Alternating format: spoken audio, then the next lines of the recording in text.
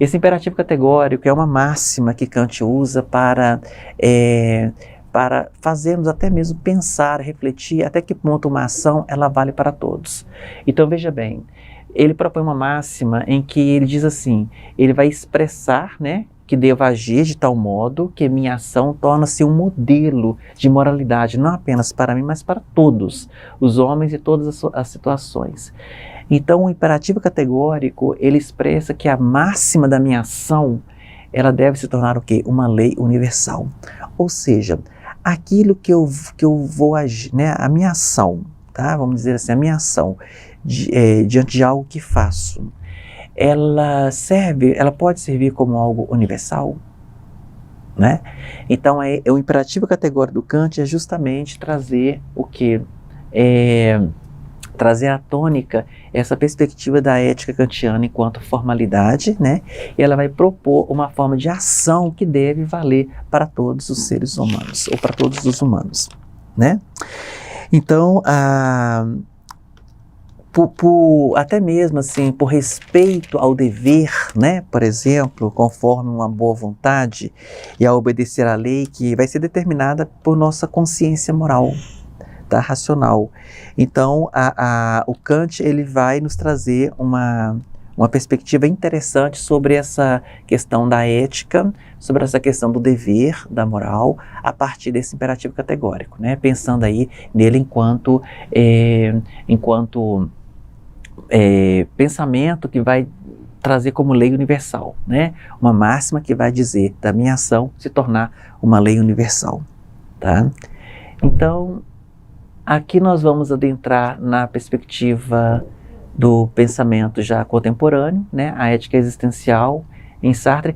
O que a gente pode pensar aqui na perspectiva da ética sartriana, né? Que nós já estamos adentrando no pensamento filosófico contemporâneo, é justamente pensar a liberdade. O Sartre ele tem uma máxima interessante que é a existência precede a essência, né? E que o homem é responsável por aquilo que é. Ou seja, o Sartre, ele coloca, né, ele traz uma discussão interessante aí, pensando nessa liberdade que o homem tem e também nessa responsabilidade dele diante da vida, diante das suas escolhas. Porque para o Sartre, o homem também ele é um ser de projeto.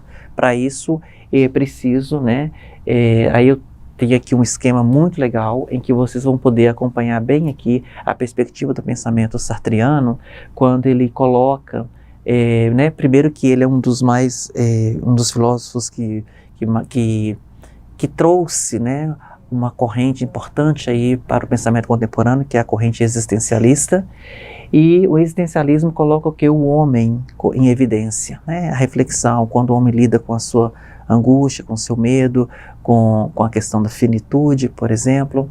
Então o Sartre, ele traz a tônica, essa questão da liberdade que o homem tem, e ao mesmo tempo da escolha que ele faz e da responsabilidade que ele tem diante dessas escolhas, tá bom?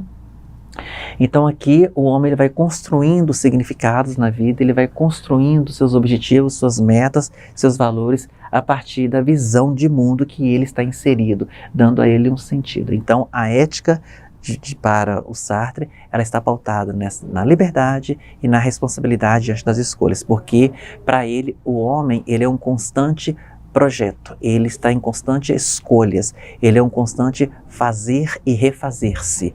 Por isso que ele, né, vai dinamizar mais esse pensamento da contemporaneidade, trazendo aí essa reflexão importante. Mas quando a gente fala sobre essa questão da ética, mas nós também precisamos levar em consideração que a ética, ela está em diversas camadas, ela tem vários desdobramentos. Até então nós ficamos um pouco aqui com a parte mais conceitual, trazendo alguns autores, mas como pensar nessa ética do ponto de vista prático? Não quer dizer que o que foi falado até então não seja prático, porque todos eles trazem ensinamentos interessantes de como nós podemos desenvolver em nós também uma perspectiva melhor de vida, de escolhas, e até mesmo saber definir e discernir o que é certo, o que é errado, o que é bom, o que é justo, o que é injusto. Então a ética ela faz parte da nossa própria condição humana, da própria natureza humana. Para isso nós vamos trazer aqui uma reflexão muito importante para os tempos de hoje também, que é a ética profissional, tá? Então, quando se trata da ética, é claro, nós temos aí, podemos falar de códigos de ética, o código de ética profissional, o código de ética empresarial, né, também.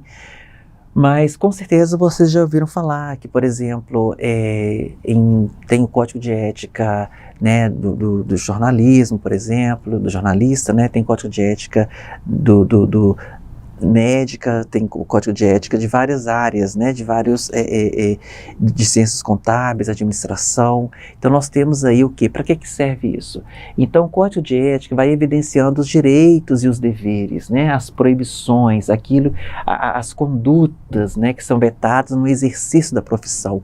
Como que eu me relaciono com o meu grupo, né, de atuação, quais são as minhas dificuldades também, como que eu lido com certas questões que para mim não são corretas de acordo com o código de ética, né? Como lidar com isso, tanto que quando você vai conhecer uma instituição, um órgão, por exemplo, né, você vai ter lá, por exemplo, a missão, valores que norteiam aquela instituição. Então, também os códigos de ética empresariais que vai evidenciando aí essa missão, a visão e os valores, que é isso que eu falei, que onde nas organizações elas vão estabelecer princípios e valores para que todos ao trabalhar naquela mesma instituição, todos aqueles que ao desenvolver suas atividades com as suas especificidades, né, o respeito, a empatia, a resiliência, como que eu trabalho essas questões dentro desse campo do código de ética e como que eu trabalho nesse campo profissional. Pois bem, em que consiste essa ética empresarial? Primeiro, né, gente, o que precisa, assim, cada vez mais nós desenvolver em nós mesmos, né, são os princípios, a confiança, a escolha, a moralidade, a responsabilidade, o relacionamento, a confiabilidade e o comportamento, que são alguns princípios que regem a nossa própria convivência, por exemplo, né? Então, se eu estou trabalhando em um lugar, né, num determinado lugar, em que, né, seja numa instituição, por exemplo, ou uma empresa, como que eu lido com essas questões? Quais são os meus princípios, né? Quais são os princípios também que regem essa empresa?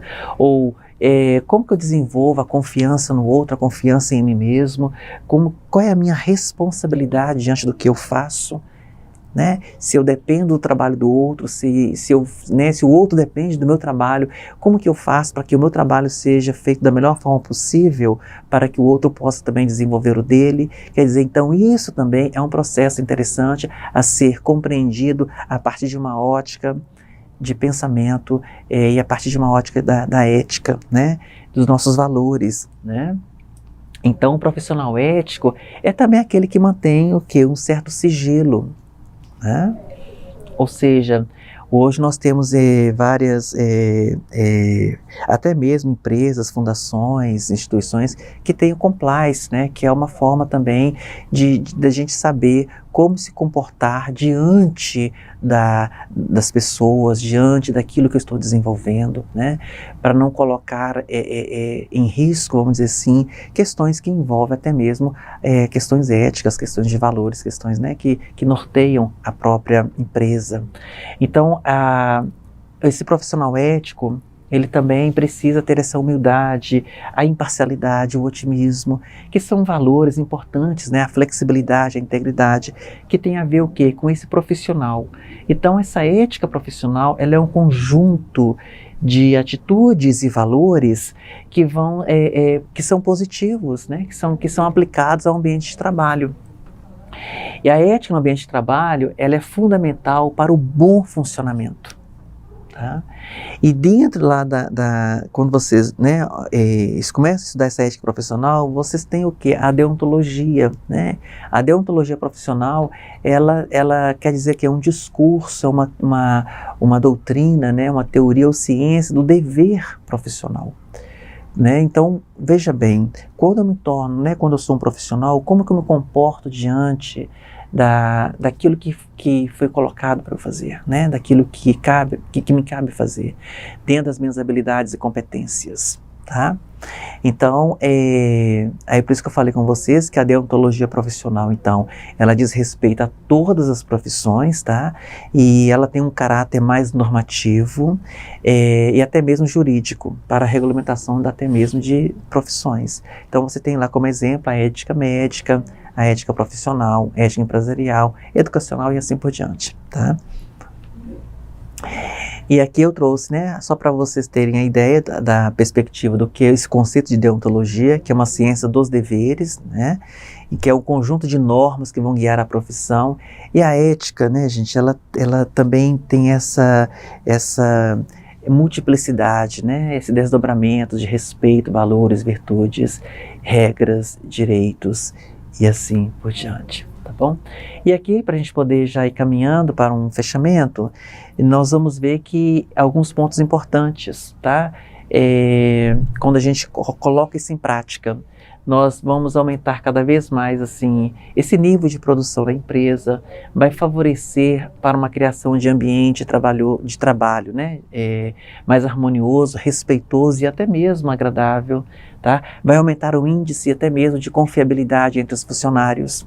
Tá? Também a questão da educação e respeito entre os funcionários, né?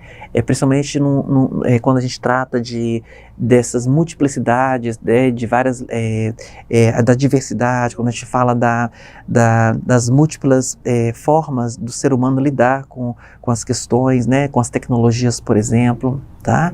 Então tudo isso envolve num processo de encontrar um campo mais harmonioso de trabalho, tá? E isso envolve também a parte nossa, que é a parte que cabe a cada um de nós sermos responsáveis pela nossa forma de lidar, né, com determinadas certas situações. Então, respeitar a hierarquia na empresa é importante, fundamental, né? Buscar o crescimento profissional sem prejudicar os colegas do trabalho. Né? Então a gente ouve falar muito. Lembra daquelas primeiras perguntas que eu coloquei no primeiro slide, né? Nos primeiros slides, quando fala se a gente já ouviu falar de certos, né? de abuso, por exemplo, no trabalho, de assédio e assim por diante. Pois bem, aqui a gente quanto mais a gente coloca em prática essa ética, os valores que norteiam a minha pessoa, né? As virtudes, por exemplo, mais ainda eu consigo ter um lugar, um espaço mais harmônico de trabalho, tá? E aí, é claro, né, gente, respeitando todas as regras da empresa ok? Então, para a gente poder, né? Então aqui cabe, né, esse Código Internacional da Ética, ela tem também a ver com a responsabilidade das empresas. Nós sabemos muito dos impactos sociais, ambientais que muitas empresas têm e ao mesmo tempo ela desenvolve, né, tanto apoio em comércio, respeito ao meio ambiente. Tem se falado muito de empresas que têm também assim uma relação positiva, saudável com clientes, até mesmo uma relação saudável também com o meio ambiente. Então aqui são alguns códigos interessantes que vocês podem, né, olhar o material, que está bem assim descritivo e vale a pena vocês darem uma conferida, porque isso tem muito a ver com essas práticas práticas contemporâneas, né, que muitas empresas desenvolvem hoje para o ethos, né, mundial, para uma sociedade mais justa, para uma sociedade onde cada um possa ocupar-se do seu espaço, do seu lugar e contribuir de uma forma positiva para o processo, né, de cada segmento, tá? Então, as virtudes, né, que a gente coloca aqui como importantes aí nesse processo todo, desenvolvemos cada vez mais o altruísmo, a moralidade, a virtude, que eu falei, a solidariedade, a consciência, a responsabilidade ética e, sem dúvida, né, gente, a empatia, que é essa capacidade de se colocar no lugar do outro, né, buscando agir e pensar de uma forma mais saudável, com o que ela pensaria, ou seja, como que, antes de falar alguma coisa, como que é para mim falar isso, mas sabendo que talvez se colocar no lugar do outro seria diferente. Então, essa empatia, resiliência são virtudes importantes que nós estamos, assim, cada vez mais está em pauta, né, nos tempos de hoje, lidar com essas questões, tá bom? Então, para nós irmos fechando toda essa trajetória, né, que foi colocada aqui a respeito da ética e da moral, eu trouxe aqui para o final da nossa aula algumas reflexões, como estudo de caso mesmo, para a gente poder pensar, né? Aqui não vai ter resposta, mas só para a gente poder refletir algumas questões. Por exemplo, soldados que matam numa guerra podem ser moralmente condenados por seus crimes ou estão apenas cumprindo ordens? Bom, seria correto, por exemplo, atravessar um sinal vermelho em um cruzamento sem radar, mesmo vendo claramente que não há sinal de aproximação de outro automóvel ou pedestres? Um dia a escravidão foi considerada normal. Será que ato de devolver algo que não lhe pertence é algo que deve ser elogiado? São só algumas provocações que eu estou fazendo aí para vocês, tá? Para a gente poder colocar mesmo a reflexão em torno dessas questões. Então, a descoberta da ética abre os olhos para valores como trabalho, a família, realização pessoal, serviço prestado aos outros e a contribuição à sociedade a um trabalho bem feito, né? Então aqui vocês têm uma imagem que reflete bem isso, né? Fofoca no trabalho, quer dizer, um antiético contrário à ética. O aético é a ausência de ética. E aqui, para finalizar, eu trouxe uma mensagem para vocês aí no final, que a maior lição de vida que podemos deixar para as gerações futuras é a ética e a moral, tá? E aqui nós temos as referências dessa exposição. Então, quero agradecer a atenção de vocês e que vocês possam aproveitar este material, ler esse material e com certeza vai ser muito significativo e importante para a formação de vocês. Agradeço a atenção e até breve.